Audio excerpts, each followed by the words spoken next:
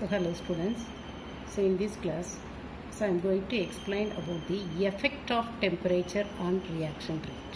Effect of temperature on reaction rate. So already in the previous video I explained about the Arrhenius equation. Arrhenius theory, what it says, according to the Arrhenius theory, rate of reaction is doubled for every increasing temperature by 10 degrees Celsius. Temperature 10 degrees Celsius increase ஆனனா rate of reaction double ஆகும். இதுதான் Arrhenius theory-யோட concept. Arrhenius theory-யோட concept திரும்பவும் சொல்கிறேன். For every increasing temperature by 10 degrees Celsius, the rate of the reaction will be doubled. அதை ஒரு example வச்சு பார்ப்போம். இப்போது let us take 2 test tubes. ஒரு டெஸ்ட் டியூப்பில் 5 ml of cold water எடுத்துருக்கோம். இன்னொரு டெஸ்ட் டியூப்பில் 5 ml of hot water எடுத்துருக்கோம். ஃபஸ்ட்டு டெஸ்ட் டியூப்பில் cold water 5 ml, second test டியூப்பில் hot water 5 ml. First test டியூப்பில் அந்த கோல்டு வாட்டர் கூட மெக்னீஷியம் கிரானியூல்ஸ் மெக்னீஷியம் பீசஸை போட்டுட்டு அது கூட indicator phenolphthalein PHOH is nothing but that is a phenolphthalein is added. அதே மாதிரி செகண்ட் டெஸ்ட் டியூப்லேயும் magnesium granules with indicator phenolphthalein is added. First test டியூப்பில் there is no colour changes takes place, ஏன்னா அது கோல்டு வாட்டர். இப்போ second test டியூப்பில் நம்ம என்ன எடுத்துருக்கோம், ஹாட் வாட்டர் எடுத்துருக்கோம். அதனால் slowly the water it changes into pink color. The pink color due to the formation of due to the presence of what, the indicator, அதாவது மெக்னீஷியம் இப்போ hot வாட்டரில் ஈஸியாக ரியாக்ட் ஆகுது அப்படிங்கிறத எது இண்டிகேட் பண்ணுது, phenolphthalein indicator. So it turns into what, pink colour. ரெண்டுலேயுமே concept என்ன அப்படின்னா, இது நார்மல் வாட்டர் எடுத்துக்கிறோம், இதில் hot water. So when the temperature is increased, the rate of the reaction will be increased. இதுதான் கான்செப்ட். அதுக்காக தான் இந்த ரெண்டு எக்ஸ்பெரிமெண்ட்டை சொன்னேன். இப்போ how do you calculate the activation energy at different temperatures? Different temperaturesல இப்போ எப்படி activation energy calculate பண்ணலாம்? Suppose if the temperature is T1 and K is what, K1. temperature T1 இருந்ததுன்னா rate constant என்ன தான் மாறும், K1 மாறும். temperature T2 இருந்ததுன்னா rate constant K2 மாறும். when temperature T is equal to T1, rate constant K is equal to K1. when temperature T is equal to T2, rate constant K is equal to K2. இதை எடுத்துக்கலாம். அப்போ Arrhenius equation என்ன, K is equal to A e to the power minus EA by RT. இதில் Kங்கிறது rate constant, Aங்கிறது frequency factor, okay, Eங்கிறது exponential, and EA activation energy or gas constant, T temperature. இப்போ இந்த ஈக்குவேஷனுக்கு taking log on both the side of the equation. இதில் எதெல்லாம் constant சொல்லியிருக்கிறேன், rate constant and A frequency factor also constant only. That is not going to be changed even the temperature is increased or decreased. Okay. So இங்கே பாருங்கள், at temperature 1ல் இந்த equation எப்படி எழுதலாம், ln K1 logarithm எடுத்துருக்கோம். ln K1 is equal to ln A minus EA by R into T1. இந்த exponential E வந்து 1 எடுத்துக்கணும். that is equal to what, 1. E exponential value is equal to 1.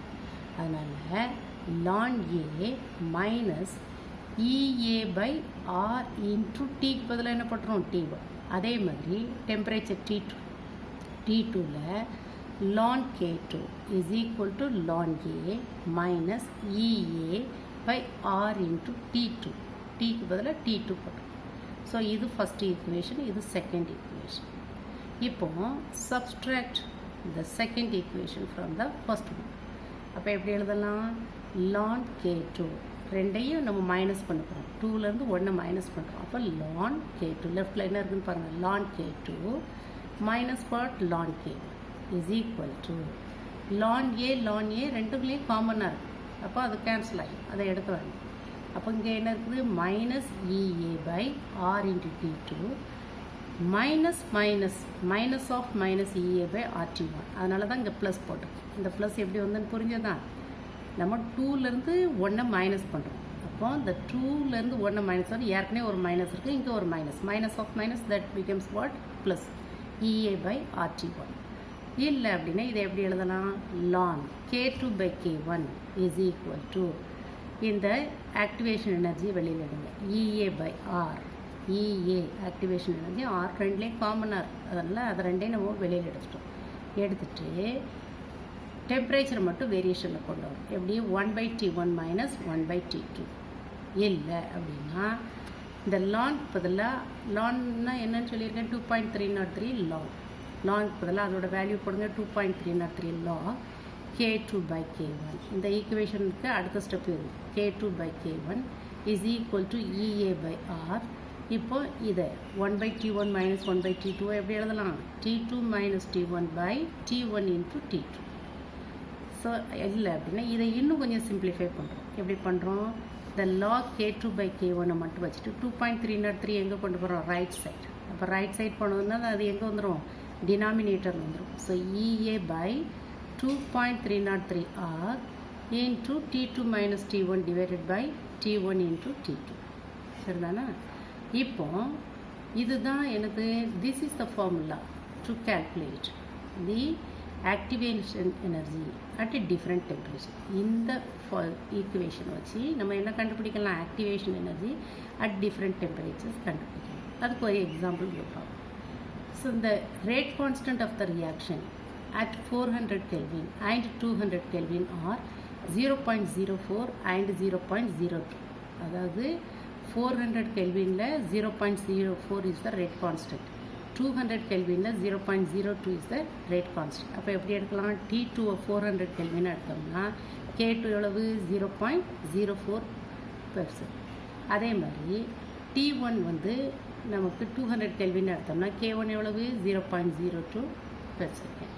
Okay, T2 இதில் நம்ம கண்டுபிடிக்கணும் எது T2 எது T1, எது K2 எது K1ங்கிறத எழுது. Calculate the value of EA. அப்போ அர்ஹீனியஸ் ஈக்குவேஷன் படி நம்ம ஃபார்முலாக்கு தெரியும், நமக்கு இதுதான் formula. This is the formula to find out the EA at different temperature. அந்த ஃபார்முலா எழுதிக்கோங்க. எழுதிட்டு now you can substitute the values. நம்ம ஏற்கனவே K2 K1 T2 T1 கண்டுபிடிச்சி எழுதி வச்சுருக்கோம் இல்லையா? அதை போடணும். log of 0.04 divided by 0.02 K2 K1 is equal to EA by 2.303 or gas constant value 8.314 and T2 minus T1 400 minus 200 divided by T1 into T2 200 into 400. அப்போ இதை சிம்பிளிஃபை பண்ணோம்னா அந்த 0.04 divided by 0.02 எவ்வளோ வரும்? 2 வரும். log 2 சரியா? log 2 is equal to EA by 2.303 8.314. இதை simplify பண்ணியிருந்தோம்னா 400 minus 200 எவ்வளோ வரும்? நமக்கு 200 divided by எவ்வளோ வரும்? 800 வரும். சரியா? அப்போ நமக்கு 1/400 Kelvin வரும். Then you may get what? EA. இதிலேருந்து EA நம்ம கண்டுபிடிக்கிறோம். EA is equal to log 2 2.303 into 8.314 into what? 400 Kelvin. So what is the answer? EA is equal to 2305 joule per mole. இதெல்லாம் இந்த சம்மர்லாம் தெரிஞ்சு வச்சுக்கணும். ஏன்னா கட்டாயம் நமக்கு ப்ராப்ளம்ஸ் கேட்கும்போது இது தெரியும். இப்போ one more example let us see with one more example. Rate constant K of your reaction varies with the temperature T according to the following Arrhenius equation. அதே Arrhenius equation என்ன கொடுத்துருக்காங்க?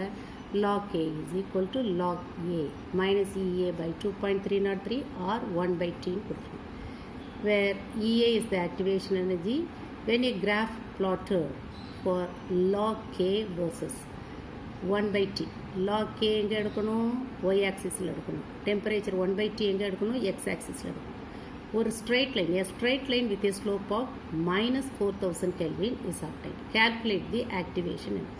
இப்போ ஃபார்முலாவை எழுதிக்கணும். எழுதிட்டு ஸோ நமக்கு என்ன கிடைக்கிது? ஸ்ட்ரைட் லைன் ஸ்லோப் கிடைக்கிது. அப்போ ஸ்ட்ரைட் லைன் ஸ்லோப்னா so mathematically how can we say y is equal to c plus mx.